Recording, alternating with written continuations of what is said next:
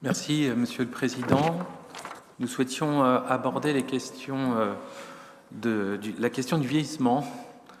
Nous partageons le constat qui a été décrit tout à l'heure en début de séance, avec un vieillissement massif de la population, un Ségur juste et attendu, mais imposé et non compensé, un modèle de financement fragilisé, une dépendance à des fonds nationaux non pérennes, aussi tardifs qu'hypothétiques.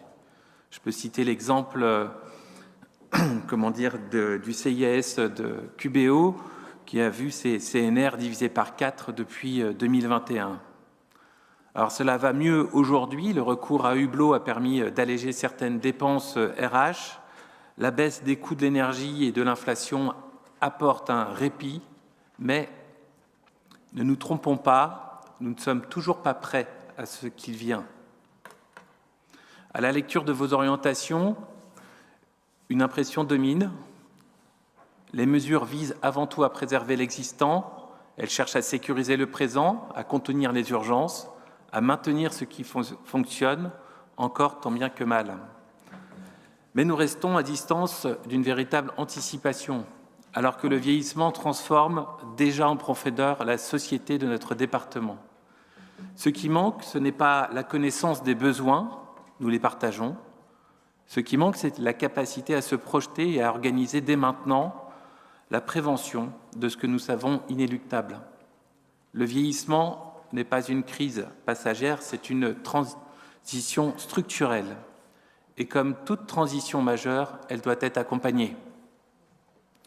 À ce titre, la question des services d'aide à domicile est centrale. Si nous ne voulons pas une explosion du recours aux seuls EHPAD et répondre aux envies des Finistériens. Il faut donc, dès à présent, repenser l'accompagnement à domicile et continuer à renforcer les SAD. Le plateau actuel du volume d'heures d'intervention ne doit pas nous endormir. Anticiper, c'est aussi reconnaître que l'avenir ne peut reposer sur les seuls résidents des EHPAD et leurs familles. Tant que l'investissement public n'est pas à la hauteur, tant que l'attractivité des métiers n'est pas renforcée, tant que les établissements ne sont pas accompagnés dans une transformation profonde, l'effort d'adaptation continuera de peser sur les résidents. Dans ce contexte budgétaire tendu, la question du financement reste centrale. Comment comptez-vous soutenir l'effort nécessaire ?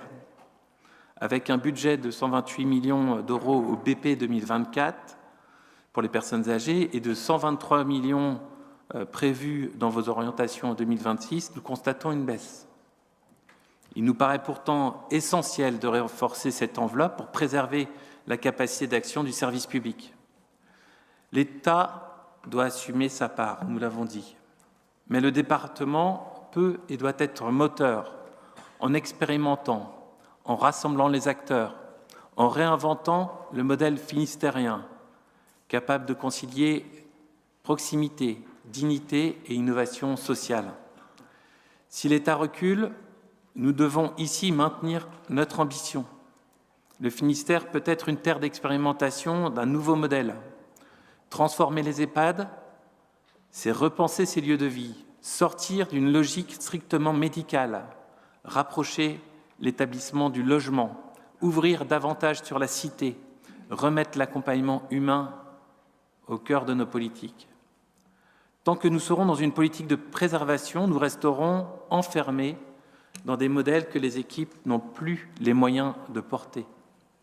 La question centrale demeure celle des ressources humaines. Nous pouvons débattre de ratios ou de dispositifs, mais tout repose sur les professionnels du soin et de l'accompagnement. Le lancement de GoSens est un premier pas, mais sans plan de recrutement, sans stratégie d'attractivité pluriannuelle, sans renforcement structurel du médico-social, nous continuerons à gérer dans l'urgence ce qui aurait dû être anticipé collectivement. Ce que nous défendons, c'est une vision où la puissance publique protège avant que les difficultés deviennent des crises, une vision dans laquelle l'accompagnement de nos aidés ne dépend pas de la seule capacité contributive des familles, mais dans l'investissement collectif. Anticiper, c'est gouverner, Prévenir, c'est protéger. Préserver l'existant permet de tenir aujourd'hui. Investir dans l'humain nous permettra de tenir demain. Merci beaucoup.